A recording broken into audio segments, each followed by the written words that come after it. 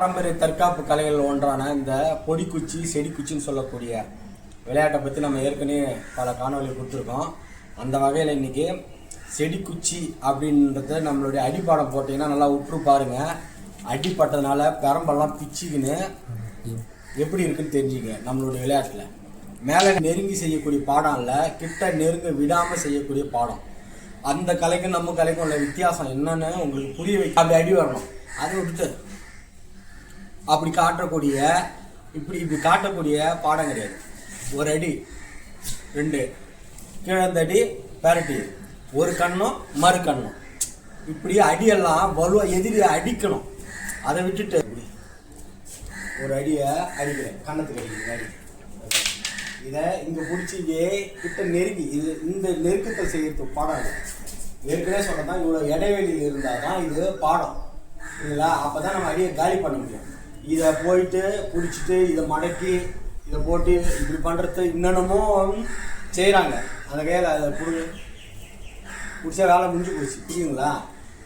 இந்த பெரம்பு வச்சுருந்தேன். இதில் நிறையா சிலம்ப கலையில் இல்லாத விஷயம் எதுவும் கிடையாது. ஏற்கனவே நான் சொன்னது தான். இங்கே ஒரு பெரிய பட்டியலே நான் கொடுத்துருக்கேன். குத்து வச்சு சிலம்பம் பொடிக்குச்சி சுருள் பட்ட மறு வர்மம் ரெட்டி பாடம் புலியாட்டம் இப்படின்னு ஒரு பட்டியலே கொடுத்துருக்கேன். இது எல்லாமே நம்மளுடைய பாரம்பரிய தற்காப்பு கலையில் வரக்கூடிய விளையாட்டு தான். இதையே நம்ம அந்த எம்ஜிஆர் சண்டை செய்கிறாரு இல்லையா, அதுக்கும் இந்த பாடத்தை தான் பயன்படுத்துகிறோம். இதோடைய அடிப்படையாக இதை பயிற்சி பண்ணால் அது வந்துடும். ஒன்றும் பெரிய நூதனம் இல்லை. சிறு வாழ் உடலோட தூக்கி வச்சு செய்கிறாங்க இல்லைங்களா? இது எல்லாத்துக்குமே இந்த பொடிக்குச்சி தான் ஆரம்பம். இதை நீங்கள் பயிற்சி பண்ணால் எல்லாம். இன்றைக்கி ஒரு பாடம் என்னென்னா, ஒரு நீண்ட கம்பை வைத்து கொண்டு தாக்கும்போது அதை இந்த பொடிக்குச்சியால் எப்படி நாம் கட்டுவது. பொதுவாக இந்த இதில் முக்கியமாக கத்திரி இந்த கட்டு இருக்கும்.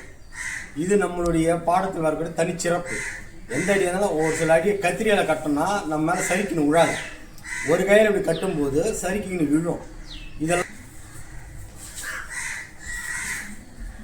6 அடியில் வரக்கூடிய ஒரு சில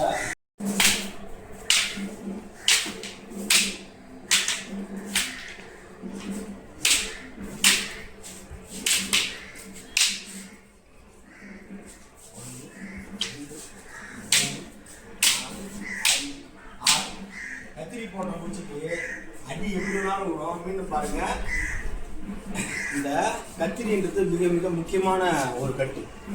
இந்த கத்திரியிலே பல விதமாக கட்டக்கூடிய முறைகளும் இருக்கு.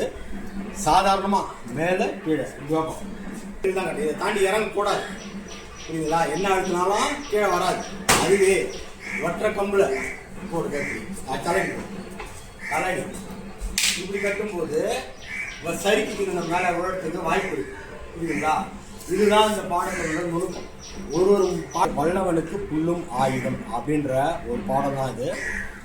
எது இருக்கோ அதை கொண்டு பயன்படுத்தி நம்ம தற்காத்து கொள்ள வேண்டும். அதுபோலவே பழைய ஆசிரியர்கள் எப்பயுமே மேலே துண்டு போட்டிருப்பாங்க. அந்த துண்டை பயன்படுத்தியும் அவங்க தற்காப்பு யுக்தி செய்யக்கூடிய ஒரு பாடங்களும் இருக்கு. ஆயுதம் ஏந்தி வந்த இந்த 6 அடி பாடத்தை எப்படி செய்வது. 1 2